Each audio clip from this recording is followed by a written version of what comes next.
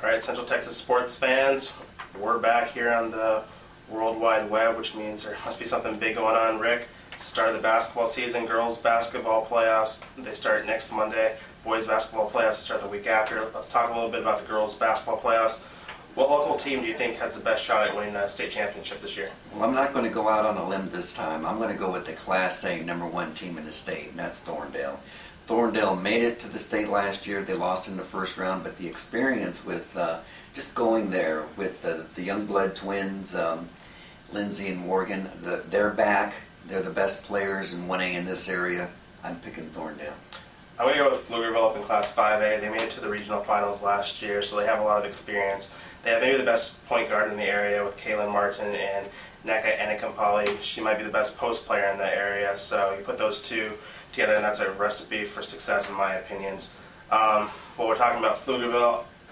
Next question is, who do you think the best player in the area is? And my best player is going to be Neka. She can do everything for you. She can score down low. She can rebound. If you bring a shot anywhere near her, chances are she's going to block it.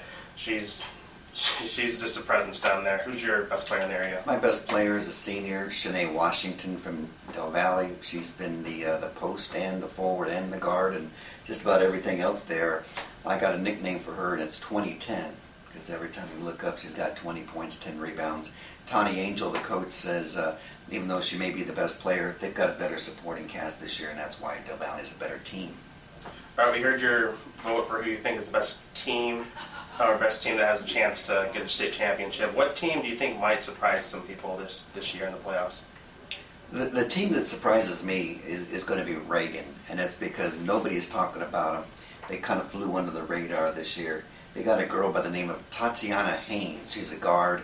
She leads the area in assists. She's one of the best three-point shooters in town.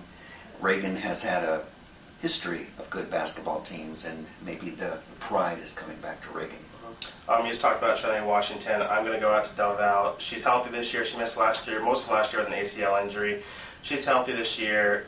They've won 5 straight, 7 out of their last 8, and they beat Hayes twice, 2 out of 3 times this year. And Hayes at one point was ranked the 3rd best team in the state. So I think they can at least get a couple rounds deep. But once you get into those later rounds, it's one and done, so anything can happen.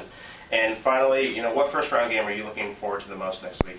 The big one for me is going to be Lake Travis against Dripping Springs. Dripping Springs has been good for a couple of years. Lake Travis has actually made the playoffs now 4 years in a row.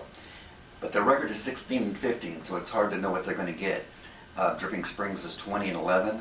They went to state 4 times in the 90s, and they've got a good team. And it's going to be a good game. The winner there could advance several rounds, in my opinion. And my game is going to be actually LBJ and Hutto.